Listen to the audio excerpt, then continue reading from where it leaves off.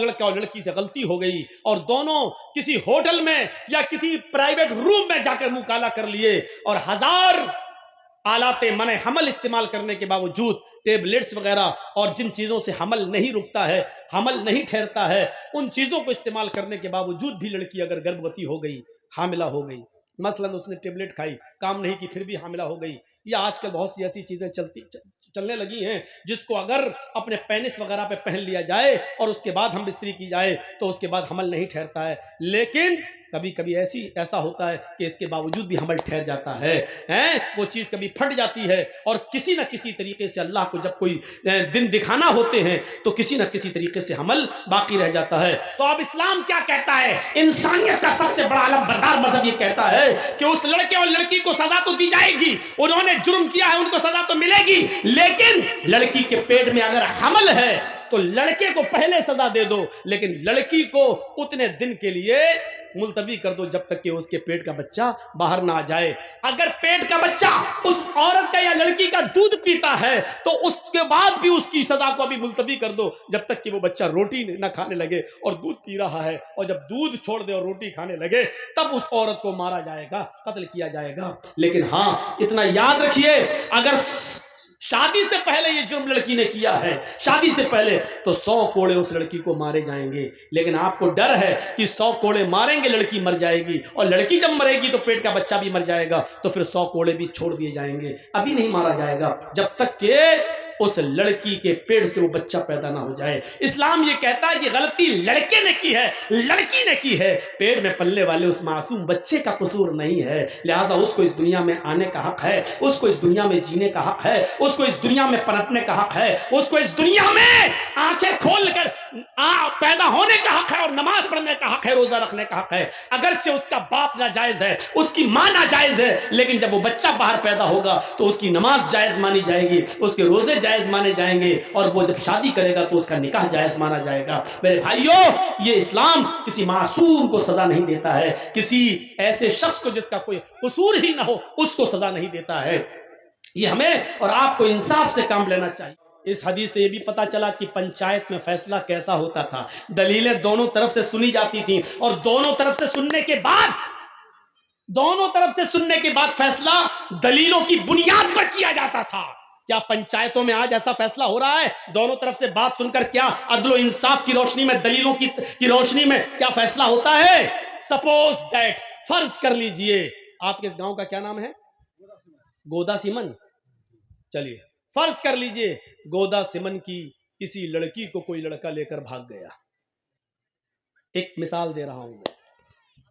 فرض کر لیجئے ایک لڑکا لڑکی کو لے کے بھاگ گیا، لڑکی کے باپ نے پنچایت بٹھال کے کہا کہ فلاں لڑکے نے میری لڑکی کا منہ کالا کر دیا ہے، اب میری لڑکی سماج میں منہ دکھانے کے لائق نہیں ہے، سچا فیصلہ کریے۔ پنچایت نے لڑکی کو برآمد کر لیا، لڑکا لڑکی دونوں آ گئے، لڑکے کے گھر والے بھی بیٹھے ہیں اور لڑکی کے گھر والے بھی بیٹھے ہیں۔ اب پنچایت کا کام کیا ہونا چاہیے؟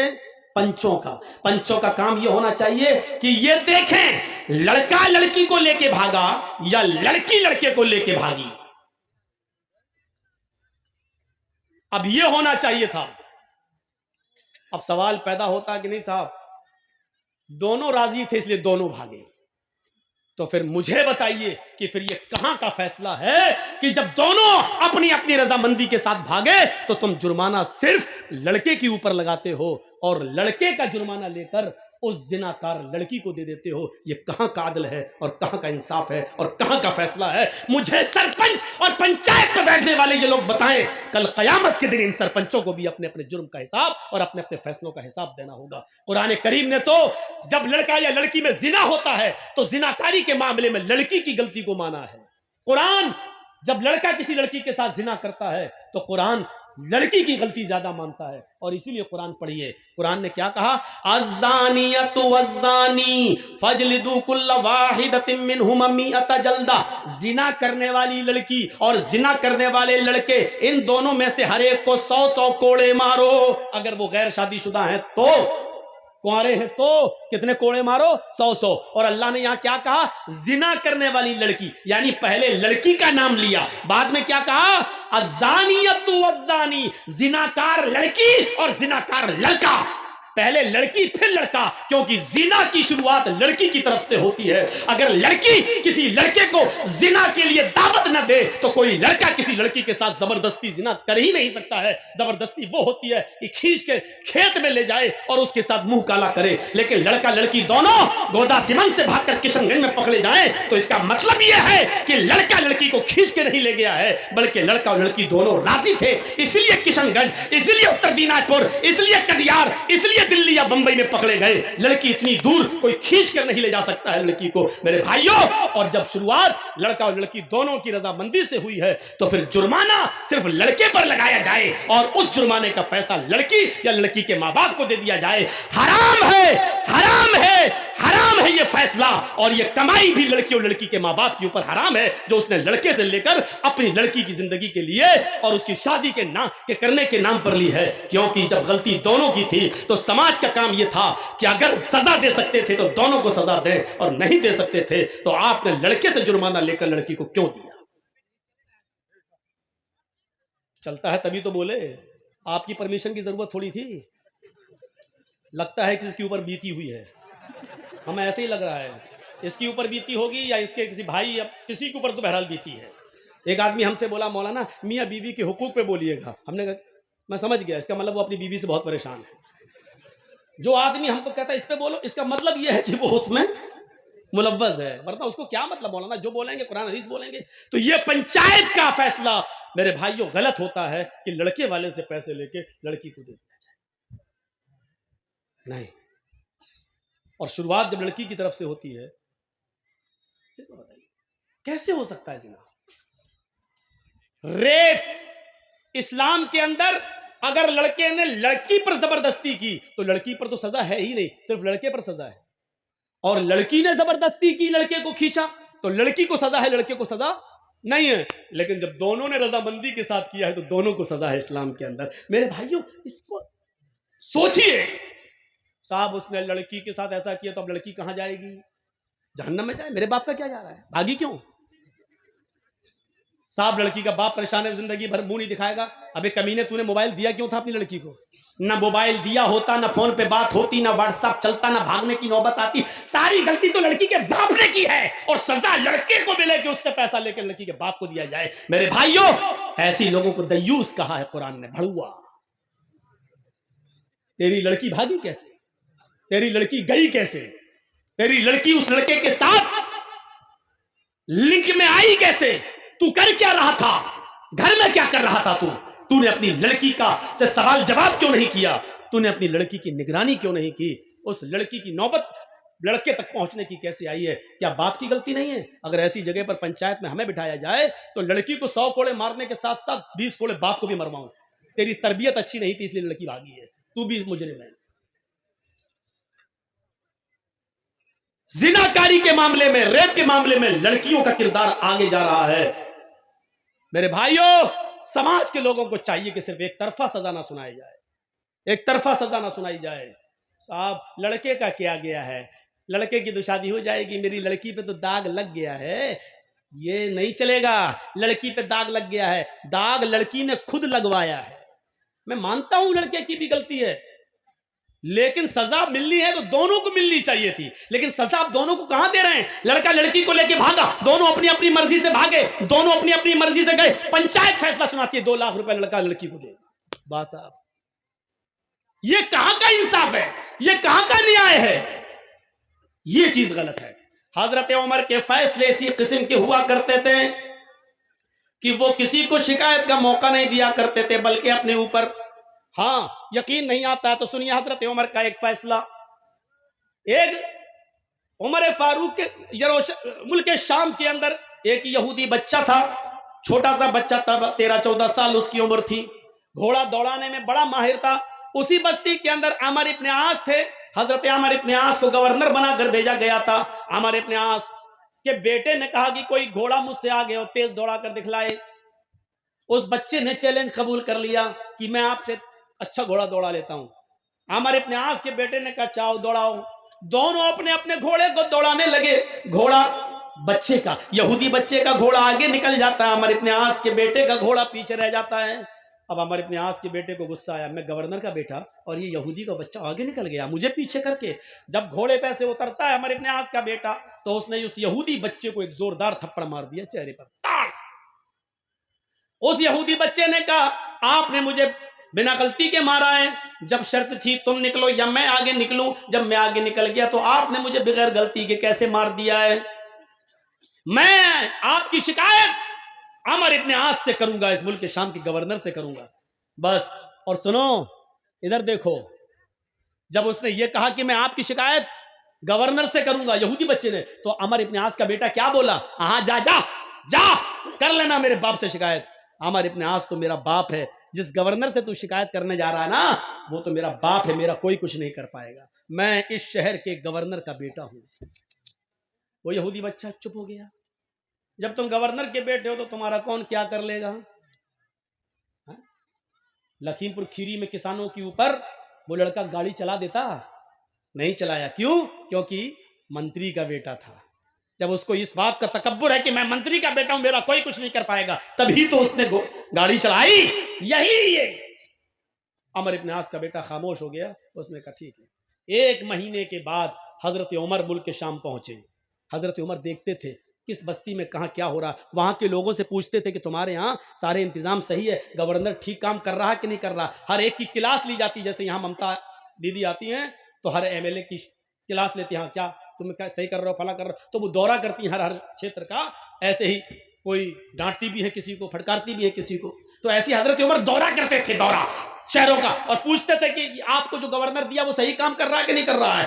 جب اس بچے کو پتا چلا آج حضرت عمر آ رہے ہیں تو وہ بھی پہنچ گیا. جنتا دربار لگا, لوگوں نے اپنی اپنی شکایتیں کی, کسی کو کوئی شکایت ہی نہیں ملی. حضرت عمر نے فرمایا اس کا مطلب عمر ابن عاص تمہارے درمیان بالکل صحیح کام کر رہے ہیں, کسی کو کوئی شکایت نہیں ہے. سب نے کہا نہیں ہمیں کوئی شکایت نہیں ہے. پیچھے ایک بچہ بیٹھا تھا, ہاتھ جوڑ کے کھڑا ہو گیا, امیر المومنین مجھے شکایت ہے. ادھر آؤ بیٹا, ادھر آؤ. یہ نہیں کہا کہ سارے لوگوں کو شکایت نہیں, تجھے شکایت ہے. ہمارے یہاں یہ تو ہوتا ہے نا, سب خاموش, تو ہی بول رہا ہے, چپ ہٹ, اے بیٹا ادھر آؤ, ادھر آؤ. اس کو چوما, اس کو بوسا دیا. اس یہودی بچے کے ماتھے پر انہوں نے پیشانی پر بوسا دیا, اس کو چوما اور اپنی گود میں بٹھا لیا. بیٹے ڈرنے کی ضرورت نہیں ہے, سچ بتاؤ تمہیں کیا پریشانی ہے. کہا امیر المومنین میں یہودی ہوں. کہا بیٹے مذہب نہیں پوچھ رہا ہوں تمہارا کیا ہے, تم صرف یہ بتاؤ کہ تمہیں پریشانی کیا ہے. کہا امیر المومنین عمر ابن عاص کا جو شہر کے گورنر ان کا بیٹا میرے ساتھ گھوڑا دوڑا رہا تھا. کہنے لگا کون آگے نکلتا کون پیچھے. ہم نے گھوڑا دوڑانا شروع کر دیا, میرا گھوڑا آگے نکل گیا. ان کو غصہ آیا ان کے بیٹے کو, اور انہوں نے آ کر میرے ایک چہرے پر ایک زوردار تھپڑ مارا. تیری ہمت کیسے پڑی اپنے گھوڑے کو مجھ سے آگے نکالنے کی. امیر المومنین نے فرمایا بیٹے جب اس نے تمہارے گال پہ تھپڑ مارا تھا تو تم نے یہ شکایت عمر ابن عاص سے کیوں نہیں کی, گورنر سے کیوں نہیں کی. کہا امیر المومنین میں گورنر سے شکایت کرنے آ رہا تھا. ان کا بیٹا کہنے لگا جا جا, گورنر میرا کیا کر لے گا, وہ تو میرا باپ ہے, میں تو اسی گورنر عمر ابن عاص کا بیٹا ہوں, تجھے جہاں جانا ہو جا, میرا کوئی کچھ نہیں کر پائے گا, میرا باپ اس شہر کا گورنر ہے. حضرت عمر فاروق کی آنکھوں میں خون اتر آیا. کہا بیٹے اب تم اترو, ہماری گود سے اترو. حضرت عمر فاروق نے ایک ٹیڑھی نظر عمر ابن عاص کی طرف ڈالی. اے عمر جب اللہ نے لوگوں کو آزاد پیدا کیا ہے تو تم کون ہوتے ہو کسی کو غلام بنا کر رکھنے والے. عمر ابن عاص نے کہا امیر المومنین اس میں میری کیا غلطی ہے, نہ میرے بیٹے نے مجھے کچھ بتایا اور نہ اس یہودی بچے نے مجھے کچھ بتایا. آج یہ فرمان, آج یہ بات میں نے سنی ہے, اپنے بیٹے کو میں بلا رہا ہوں. بلایا, گھر سے بیٹا آیا, نکل گا. یہودی بچے کے سامنے بات ہوئی اور عمر ابن عاص کے بیٹے نے اپنا جرم قبول کیا. جی ہم نے مارا. فرمایا کہ اب تمہیں بھی ایک تھپڑ مارا جائے گا. کہا ٹھیک ہے مارو. کہا اس یہودی بچے سے نہیں. کیوں؟ اس نے پوری طاقت سے مارا, اور بچہ بیچارہ کتنی طاقت سے مارے گا. پھر بھی بچے کی ہاتھ کی طاقت اور اس بڑے لڑکے کی طاقت میں فرق ہے, اس لیے میرا جلاد تمہارے لڑکے کو تھپڑ مارے گا. ٹھیک ہے. जल्लाद से कहा, एक थप्पड़ जोरदार अमर इब्न आस के बेटे को सबके सामने रसीद करो। उस जल्लाद ने पूरी ताकत से एक थप्पड़ बेटे अमर इब्न आस के बेटे के चेहरे पर थप्पड़ रसीद कर दिया, जोरदार थप्पड़ जड़ दिया। चलो हटो, इंसाफ हो गया। हजरत उमर फारूक ने कहा, भी इंसाफ नहीं हुआ। आए अमर इब्न आस, अब तुम इधर आओ। हजरत उमर उनके करीब आए। हजरत उमर ने जल्लाद से कहा, एक थप्पड़ इस गवर्नर के चेहरे पर भी मारो। लोगों ने कहा, अमीरुल मोमिनीन ये क्या जुल्म हो रहा है, जिसने थप्पड़ मारा था उसको सजा मिल गई है। फरमाया, नहीं, मैं जो कह रहा हूं वो करो। फिर हजरत उमर फारूक के जल्लाद ने एक थप्पड़ अमर इब्न आस के गाल पर भी रसीद कर दिया है, मार दिया जोर से। अमर इब्न आस की आंखों में आंसू आ गए, क्योंकि भरे मजमे के अंदर उनको जल्लाद ने थप्पड़ मारा है, एक इंसल्ट सी महसूस करते हैं। लेकिन हजरत उमर के हुक्म के आगे क्या कर सकते थे। हजरत उमर फारूक से पूछने लगे, अमीरुल मोमिनीन, ठीक है आपका फैसला सर आंखों पर, लेकिन इतना बता दीजिए कि मुझे किस जुर्म में थप्पड़ मारा गया है, मेरा कसूर क्या है। आप अगर ये गलती बता देंगे तो मैं आइंदा उस गलती की इस्लाह कर लूंगा, फिर मैं वो गलती बार बार नहीं करूंगा। फरमाया, आए हमारे इब्न आस, तेरी गलती ये है कि तूने अपने बेटे को सही तालीम नहीं दी, तूने अपने बेटे को सही तरबियत नहीं दी। अगर तूने अपने बेटे को सही तालीम दी होती तो तेरा बेटा ये नहीं कहता मैं गवर्नर का बेटा हूं, मेरा कोई कुछ नहीं कर पाएगा। तेरे बेटे ने जब ये कहा, जा जा जहां जाना हो जा, तेरा मेरा कोई कुछ नहीं कर पाएगा, मैं इस शहर के गवर्नर का बेटा हूं। ये थप्पड़ मारने की जुर्रत तेरे बेटे को इसलिए हुई क्योंकि उसको मालूम था कि मेरा बाप गवर्नर है। अब तेरा बेटा कभी किसी को नाजायज थप्पड़ नहीं मारेगा, क्योंकि उसको मालूम हो गया कि गवर्नर हो या आम आदमी, उमर के रियासत में और उमर की खिलाफत में सब बराबर हैं, कोई ऊंचा नहीं है, कोई नीचा नहीं है। अमर इब्न आस, आज के बाद तू कभी अपने बेटे को यह तरबियत नहीं देगा, और जब भी तरबियत देगा तो सही तरबियत देगा। आज के बाद तेरा बेटा कभी किसी को यह सोचकर थप्पड़ नहीं मारेगा कि मैं गवर्नर का बेटा हूं। ये इसलिए सजा तुझे भी मिलनी चाहिए थी। मेरे भाइयों, अदल था, इंसाफ था। और ऐसे ही महात्मा गांधी ने नहीं कहा था, ऐसे ही महात्मा गांधी ने नहीं कहा था कि अगर इस देश में खून खराबा बंद करना चाहते हो, इस देश में खून खराबा रोकना चाहते हो, तो हजरत उमर फारूक के आदल और उमर फारूक के इंसाफ को कायम कर दो। ऐसे ही नहीं कहा था, कुछ तो उन्होंने देखा होगा। उमर फारूक का आदल, उमर फारूक का इंसाफ, ये इंसाफ था उमर फारूक का, इंसानियत थी ये। हजरत उमर फारूक के अंदर ना अमीर ना गरीब, खुद उन्होंने अपने बेटे को सजा दी।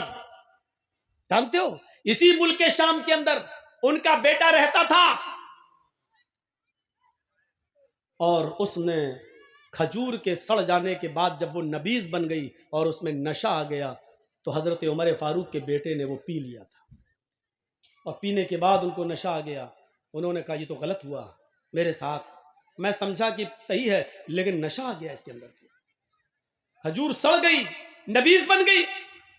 अमर इब्न आस के पास गए उमर फारूक के बेटे, और कहने लगे कि मैंने नशे वाली चीज इस्तेमाल कर ली है, लिहाजा मुझे सजा दे दो। हजरत अमर इब्न आस ने उमर फारूक के बेटे को खड़ा करके 40 कोड़े पड़वा दिए। याद रखना, कितने? 40।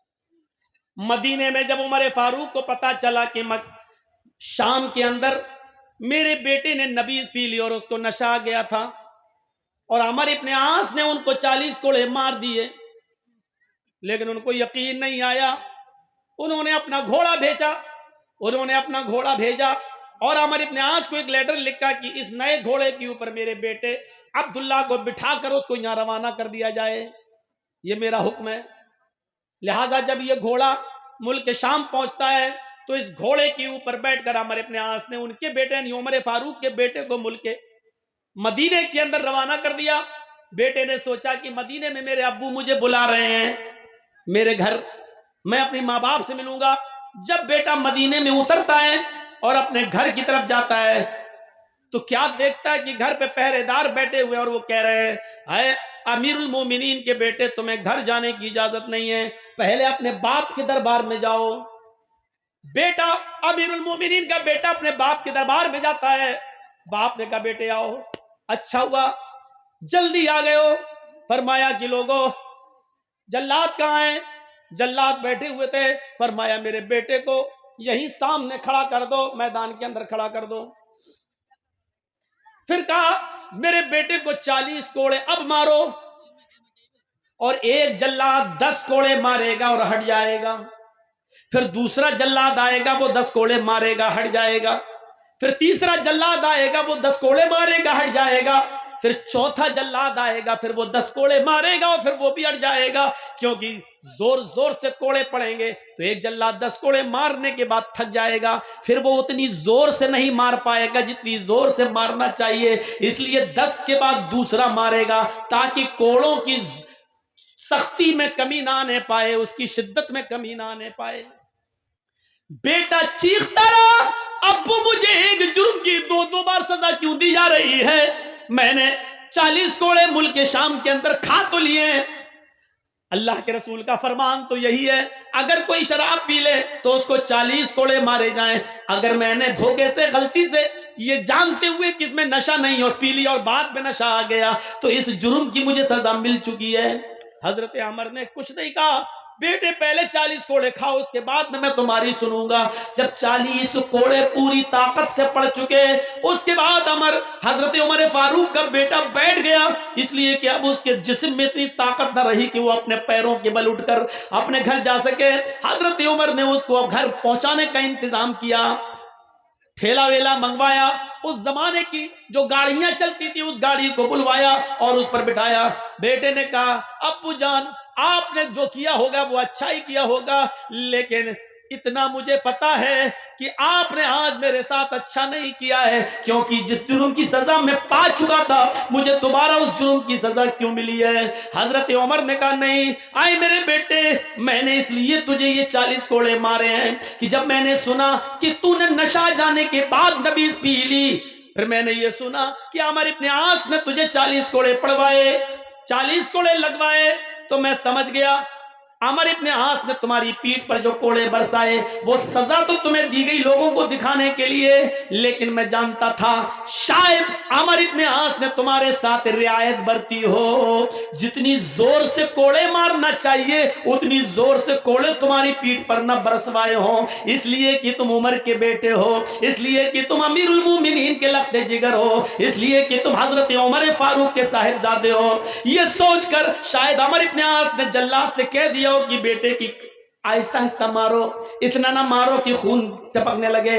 میرے بیٹے عمر ابن عاص نے جب کوڑے تمہارے جسم پہ مارے تو تمہاری یہ حالت نہیں تھی، تمہاری یہ حالت نہیں تھی، تم چل رہے تھے، پھر رہے تھے، دوڑ رہے تھے، لیکن آج 40 کوڑے کھانے کے بعد تم اپنے گھر جانے کے لائق نہیں رہے، اس لیے آج تمہیں صحیح سزا ملی ہے، اس سے پہلے تمہیں تمہارے جرم کی پوری سزا نہیں دی گئی تھی۔ میں نے سمجھ گیا کہ عمر ابن عاص نے تمہارے ساتھ رعایت برتی ہے، تمہارے ساتھ کنسیشن برتا ہے، تمہیں جتنی زور سے کوڑے مارنا چاہیے تھا اتنی زور سے کوڑے تمہارے پیٹھ پر نہیں پڑے ہیں، آج پڑے ہیں۔ میں اللہ کے سامنے جواب دے سکتا ہوں کہ اللہ میں نے اپنے بیٹے کے ساتھ انصاف کیا ہے۔ جس نے اپنے بیٹے کے ساتھ یہ عدل کیا ہو، اپنے بیٹے کے ساتھ یہ انصاف کیا ہو، میرے بھائیوں ذرا غور کرو کہ دوسروں کے ساتھ اس کا انصاف کتنا زبردست ہوگا، اس کا انصاف کتنا بڑا ہوگا جو اپنے بیٹے کے ساتھ یہ انصاف کر رہا ہے۔ حضرت عمر تو اپنے بیٹے کو دوبارہ سزا دے رہے ہیں۔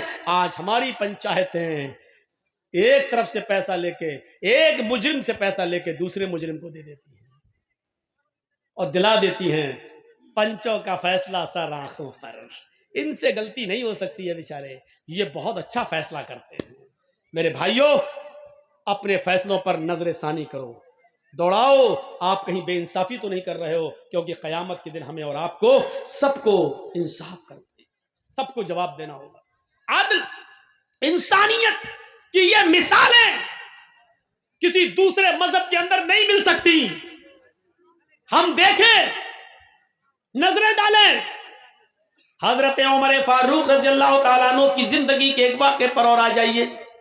رات کے اندر اندھیرے میں گشت کرتے ہیں، رات کے اندھیرے میں کون گشت کر رہا ہے؟ آج کل یہ معاملہ تو کسی کے اندر نہیں پایا جاتا ہے۔ رات کی تاریکی میں اچانک جاؤں اور دیکھیں کون بھوکا ہے، کون کھایا ہے، کون سو رہا، یہ کون دیکھ رہا ہے آج کل؟ نہ ہم نہ آپ۔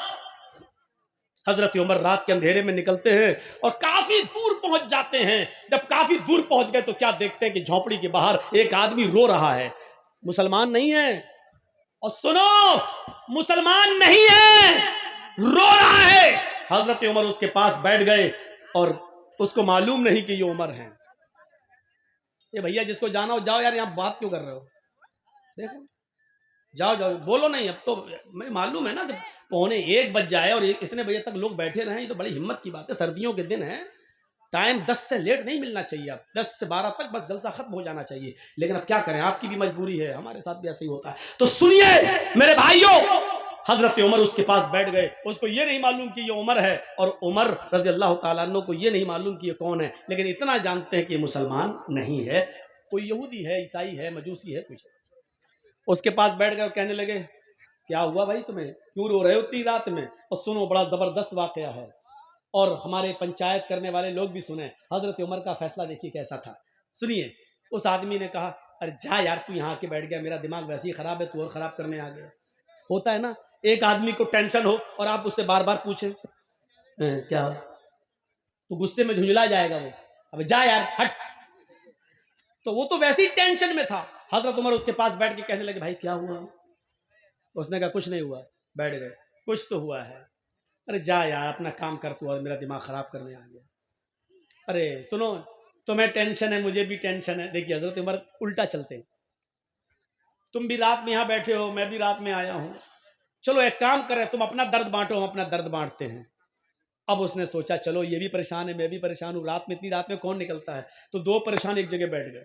حالانکہ حضرت عمر پریشان نہیں تھے، لیکن اس کی پریشانی جاننے کے لیے پریشان بن گئے۔ اس نے کہا بھائی، حضرت عمر نے کہا بتاؤ کیا بات ہے؟ اس نے کہا میرے بھائی، جب تم نے مجھے بھائی کہہ دیا تو سنو، اس جھونپڑی میں میری بیوی رہتی ہے، ہم دونوں بہت خوشی خوشی رہتے ہیں، میری بیوی مجھ سے بے انتہا پیار کرتی ہے، لیکن ہم غریب انسان ہیں۔ اسی گاؤں سے تھوڑی دوری پر ایک دوسرا گاؤں ہے، اس گاؤں سے ایک آدمی آتا ہے، طاقتور ہے، ہینڈسم ہے، خوبصورت ہے، طاقتور ہے، اور وہ جیسے ہی آتا ہے وہ سیدھے میری جھونپڑی میں گھستا ہے، مجھے کان پکڑ کے باہر نکال دیتا ہے۔ میری بیوی بڑی خوبصورت ہے، اس کے بعد وہ مجھے باہر بٹھا دیتا ہے اور میری بیوی کے ساتھ زبردستی زنا کرتا ہے۔ میری بیوی کے نہ چاہنے کے باوجود بھی وہ اس کو مجبور کر دیتا ہے اور وہ اس کے ساتھ زنا کرتا ہے۔ حضرت عمر فاروق نے پوچھا اچھا اتنی بڑی بات، اچھا یہ بتاؤ کیا وہ ابھی ہے؟ کہا نہیں۔ تو آیا اور چلا گیا۔ میں کچھ بھی نہیں کر پاتا ہوں، اپنی بیوی کی کوئی مدد نہیں کر پاتا۔ اچھا تو یہ بتاؤ اب وہ کب آئے گا؟ حضرت عمر نے جب یہ پوچھا کہ وہ کب آئے گا تو اس نے جواب دیا ایک دن چھوڑ کر آتا ہے، یعنی آج وہ غلط کام کر کے گیا ہے، اب وہ کل نہیں آئے گا، پرسوں آئے گا۔ حضرت عمر فاروق نے کہا ٹھیک ہے، پرسوں میں آؤں گا اور تمہاری مدد کروں گا۔ اس نے کہا تو خود پریشان ہے، اپنی مدد تو کر نہیں پا رہا، میری مدد کیا کرے گا؟ ارے جا یار، تو کہہ رہا تھا میں پریشان ہوں۔ کہا میں پریشان ہوں، میں بھی پریشان ہوں، پریشان نہ ہوتا تو میں رات میں کیوں نکلتا، لیکن میری پریشانی اتنی بڑی ہے کہ آئے میرے بھائی، حضرت عمر کہتے ہیں آئے میرے بھائی، جب تو خود پریشان ہے تو میری پریشانی کو تو کیسے دور کرے گا؟ لیکن میں تیری پرسوں مدد کروں گا۔ اس نے کہا اچھا جاؤ ٹھیک ہے کر لینا۔ وہ سوچنے لگا ایسی تسلی دینے والے سبھی آتے ہیں، یہ بھی تسلی دے رہا ہے۔ حضرت عمر نے جاتے جاتے اس سے کہہ دیا ہاں سنو، پرسوں میں آؤں گا، اپنی بیوی سے کہہ دینا کھانا بنا کر تیار رکھے۔ کہنے لگا ارے جا یار، کھانے سے اس کا کیا تعلق ہے؟ تو مدد کرنے آئے گا کہ کھانا کھانے آئے گا؟ حضرت عمر نے کہا دیکھو میں جو کہہ رہا ہوں وہ کرنا، کھانا بنا کر تیار رکھے، اور دوسری بات جب وہ آدمی تیرے گھر میں گھسے تو اپنی بیوی سے یہ کہہ دینا کہ آج سب کچھ رضامندی ظاہر کر دے، یعنی اس کے سامنے آج وہ ضد نہ کرے، بلکہ یہ کہے کہ ٹھیک ہے تم تو ہم سے روز ملنے آتے ہی ہو، اب ہمارے اور تمہارے درمیان تو کوئی چیز رہ نہیں گئی ہے، اب تمہیں جب آنا ہی ہے تو ہم دل کھول کر تم سے ملنا چاہتے ہیں، لیکن اندھیرے میں ملیں گے، اجالے میں نہیں، اس لیے چراغ بجھا دو۔ اچھا نہیں لگتا تمہاری بیوی یہ بولے اس سے کہ مجھے اچھا نہیں لگتا جب تم مجھ سے ہم بستری کرتے ہو، زنا کرتے ہو، تو مجھے اپنے پتی کے علاوہ دوسرے کا چہرہ دکھتا ہے تو پھر میں سپورٹ نہیں کر پاتی ہوں، اندھیرا رہے گا تو میں تمہیں سپورٹ کروں گی، اور یہ کہہ کر وہ چراغ بجھا دے، بقیہ کام میں سنبھال لوں گا۔ اب وہ سوچنے لگا کیا یہ سنبھالے گا اندھیرے میں، وہ دنیا بھر کی باتیں سوچنے لگا، لیکن اس نے سوچا چلو۔ حضرت عمر فاروق وقت سے پہلے آ گئے، دوسرے ایک دن چھوڑ کر دوسرے دن دیکھا جھونپڑی کے باہر وہ آدمی ٹہل رہا ہے. حضرت عمر فاروق نے کہا ٹھیک ہے میں آ گیا ہوں تمہاری مدد ہے. اس کو پتہ ہی نہیں کہ کیا کریں گے.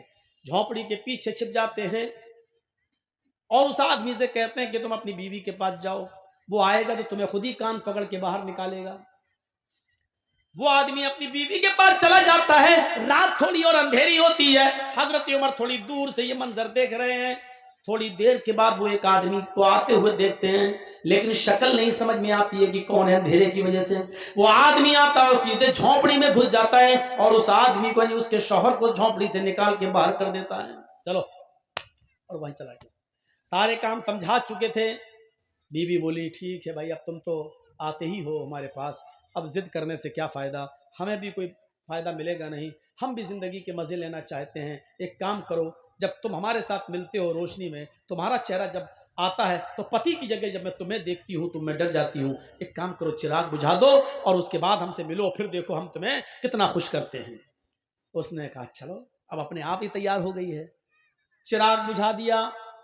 جیسے ہی چراغ بجھتا ہے حضرت عمر فاروق زیادہ لیٹ نہیں ہوتے ہیں, کیونکہ اگر لیٹ ہوں گے تو کہیں زنا کاری نہ ہو جائے, اس کو بھی بچانا ہے, اس کی بیوی کو اس زنا سے بچانا ہے.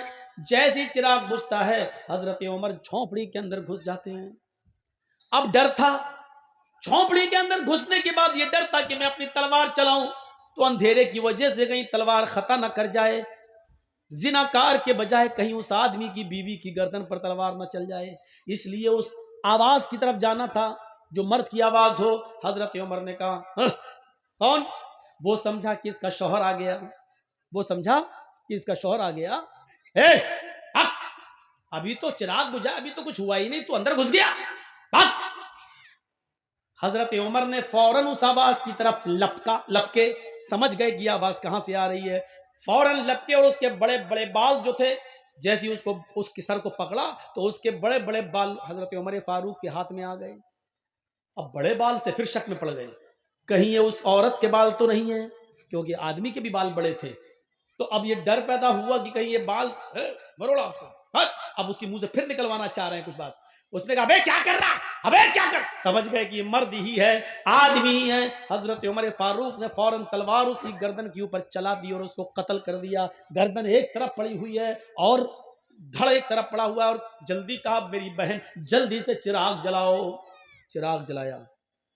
چراغ جیسی جلا, روشنی ہوئی, گردن ایک طرف دیکھی, دھڑ ایک طرف دیکھا. نظریں آسمان پہ ڈالتے حضرت عمر اور کہتے ہیں الحمدللہ رب العالمین. میری بہن کھانا بنا کر رکھا تھا کہ نہیں؟ اس نے کہا جی بھائی کھانا ہے. فرمایا جلدی لاؤ. کھانا دسترخوان پر لگ جاتا ہے. اس آدمی کی کھوپڑی پڑی ہوئی ہے, خون پڑا ہوا ہے, اور وہیں پر بیٹھ کر حضرت عمر پیٹ بھر کے کھانا کھاتے ہیں, پیٹ بھر کے کھانا کھاتے ہیں. وہ آدمی بار بار دیکھ رہے ہیں لاش کے پاس بیٹھ کے کھانا کھا رہا ہے. اور جب کھانا کھا چکے تو چلنے لگے. اس آدمی نے پیچھے سے پکڑا, بھیا کہاں جا رہے ہو؟ کہا جا رہا ہوں اپنے گھر. یہ لاش کا لاش کیا, اس کا تو کام ہو گیا.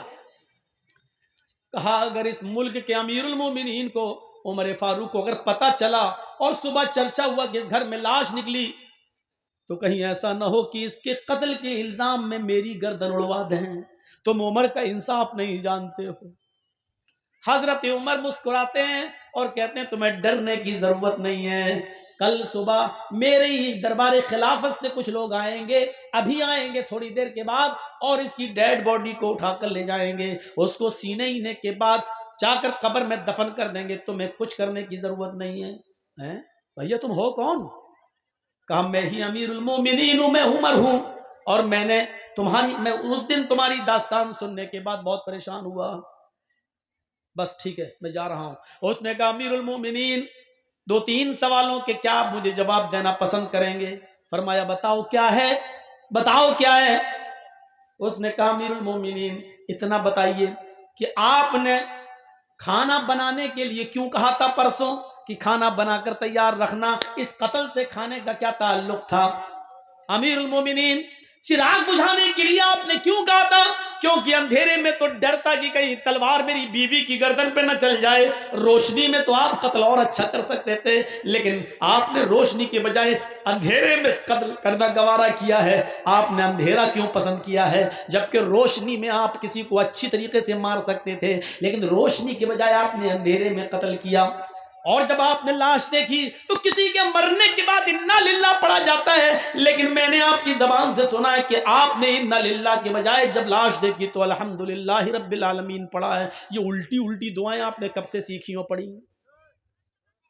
اس نے حضرت عمر کا جواب سنو، کیا جواب تھا۔ حضرت عمر فرماتے ہیں، اے میرے بھائی، جب تو نے مجھے اپنی داستان سنائی اور تو نے کہا کہ میں بھوکا ہوں، کھانا نہیں کھاتا اس لیے کہ میں اپنی بیوی کی مدد نہیں کر سکتا، جب تک میں اپنی بیوی کو ظلم سے بچا نہ لوں میں کھانا نہیں کھاؤں گا، جب تو نے مجھ سے یہ بات کہی تو اس وقت میں نے دل میں سوچا، اے عمر تو کتنا بد نصیب ہے، تو کتنا مطلب پرست ہے۔ تیرے خلافت کے زمانے میں، تیرے درباری خلافت میں، تیرے دور خلافت میں ایک غریب آدمی کی بیوی کے اوپر ظلم ہو رہا ہے اور تو بستر پر چادر اوڑھ کے سوتا رہتا ہے، کل قیامت کے دن تجھے جواب دینا ہوگا۔ اے میرے غریب بھائی، جب تو نے مجھے یہ بتایا کہ ایک آدمی آتا ہے اور میری بیوی سے زنا کرتا ہے تو میں نے پرسوں ہی عہد کر لیا تھا کہ عمر اس وقت تک کھانے کا ایک لقمہ نہیں کھائے گا، اپنے حلق کے نیچے نہیں لائے گا جب تک کہ اس آدمی کو قتل نہیں کر دے گا، اور اس آدمی کی پریشانی سے میں تجھے نجات نہیں دلا دوں گا تب تک میں نہیں کھاؤں گا۔ میں پرسوں سے اب تک بھوکا تھا، صرف پانی پی رہا تھا یا ایک آدھ کھجور کھا لیتا تھا، لیکن کھانے کا ایک لقمہ بھی میں نے نہیں کھایا کیونکہ میں تیری مدد کرنا چاہتا تھا۔ اس لیے میں نے کہا تھا کہ کھانا بنا کر رکھنا۔ آج اس آدمی کے سامنے میں نے کھایا کھانا اس لیے کہ میں 2 دن سے بھوکا تھا اور آج میں نے پیٹ بھر کے کھانا کھایا۔ اچھا ٹھیک ہے، لیکن اندھیرے میں قتل کیوں کیا؟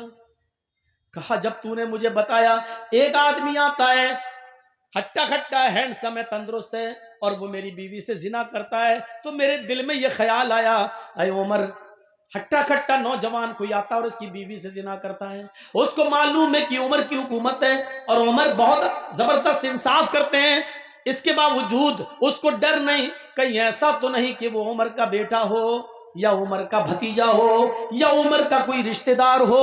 میں نے یہ سوچا اتنا گندا کام اتنی بہادری کے ساتھ رات کے اندھیرے میں اگر کوئی کر رہا ہے تو اس کا عمر کے رشتہ داری سے کوئی تعلق تو نہیں ہے، اس لیے میں نے کہا چراغ بجھا دینا، کیونکہ جب مجھے ڈر پیدا ہوا کہ وہ میرا بیٹا بھی ہو سکتا ہے، میرا بھتیجا بھی ہو سکتا ہے، میرا رشتہ دار بھی ہو سکتا ہے، میں چھپ گیا اور میں اللہ سے یہ دعا کرتا تھا کہ اللہ اس کام میں میرا بیٹا شامل نہ ہو، آئے اللہ اس کام میں میرا بھتیجا یا میرا کوئی رشتہ دار شامل نہ ہو، کیونکہ آج جو بھی ہوگا اس کی گردن اڑائی جائے گی، آج جو بھی ہوگا اس کی گردن کٹے گی، اے اللہ مجھے شرم سے بچا لے، میرے اور میرے خاندان کا نام گرنا نہیں چاہیے۔ میں پرسوں سے ہی دعا کر رہا تھا، جب وہ آدمی جھونپڑی کے اندر گھسا اس وقت تک مجھے لگا کہ یہ میرا ہی کوئی رشتہ دار ہے، اس کی چال، اس کی قد و قامت مجھے بتلا رہی تھی، اس کا نگر طریقے سے بے باکی کے ساتھ آنا اور جھونپڑی میں بے خوف گھس جانا یہ مجھے بتلا رہا تھا کہ وہ میرا کوئی رشتہ دار ہی ہے۔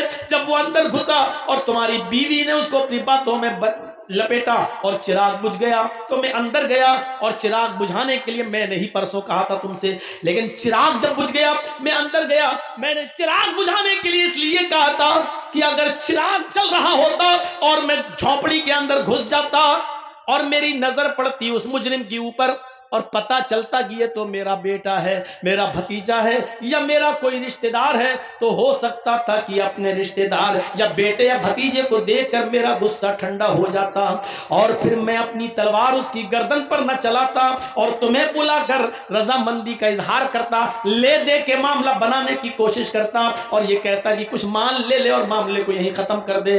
ہو سکتا تھا اگر میرا رشتہ دار ہوتا تو میں تمہیں مناتا، شاید میری تلوار نہ چلتی، میرا غصہ ٹھنڈا ہو جاتا. اس لیے میں نے چراغ بجھانے کا حکم دیا تھا تاکہ جب میں تلوار چلاؤں تو مجھے یہ پتہ نہ ہو کہ میں تلوار اپنے بیٹے, بھتیجے یا رشتہ دار پر چلا رہا ہوں یا کسی غیر پر. پھر میں نے تلوار چلائی, اللہ کی قسم اس وقت تک بھی مجھے یقین نہیں تھا کہ میری تلوار کس پہ چل رہی ہے. میں یہی سمجھ رہا تھا یہ کوئی میرا رشتہ دار ہی ہوگا. میں نے اپنی تلوار اس کی گردن پہ چلائی. جب تلوار سے اس کی گردن کٹ کے زمین پہ گری تو میں نے کہا چراغ چلاؤ, کیونکہ مجھے یہ دیکھنا تھا کہ یہ کوئی میرا بیٹا, میرا بھتیجا یا میرے گاؤں کا رشتہ دار تو نہیں ہے. جب چراغ تمہاری بیوی نے جلایا اور جب میں نے اس کی شکل دیکھی تو آسمان پر نظریں ڈالی, میں نے اللہ کا شکر ادا کیا, الحمدللہ رب العالمین. اے اللہ, جس آدمی کو میں نے قتل کیا اور جو آدمی زنا کرنے آتا تھا اس کی بیوی سے, نہ وہ میرا بیٹا ہے, نہ میرا بھتیجا ہے, نہ وہ کوئی میرا رشتہ دار ہے. یہ کام بھی ایک یہودی ہی کر رہا تھا, یہودی کی بیوی کے ساتھ. مرنے والے میں کوئی مسلمان نہیں ہے, کوئی رشتہ دار نہیں ہے. اس پر میں نے اللہ تعالیٰ کا شکر ادا کیا اور اس لیے میں نے الحمدللہ کہا, انا للہ نہیں کہا. تو میرے بھائیوں, اس طریقے سے عدل اور انصاف کرتے تھے. چونکہ اس کی بیوی مجبور تھی, وہ زنا نہیں کروانا چاہتی تھی, صرف آدمی کی غلطی تھی, اس لیے حضرت عمر نے آدمی کو قتل کیا, مرد کو قتل کیا اور اس کی بیوی کو اس کے ظلم سے آزاد کرا دیا. تو انصاف یہ ہونا چاہیے اور انصاف کا تقاضا بھی یہی کہتا ہے کہ عدل عدل ہے اور عدل کے ساتھ سمجھوتا نہیں ہونا چاہیے. چار آدمی ادھر سے بیٹھے, چار آدمی ادھر سے بیٹھے, اب رشتہ داری کا منہ دیکھا جا رہا. ایسی بات کہ سانپ بھی مر جائے اور لاٹھی بھی نہ ٹوٹے. مولانا صاحب ایسا راستہ نکالیے بیچ والا کہ کام بن جائے. نہیں, اسلام کی درشٹی میں یہ نہیں.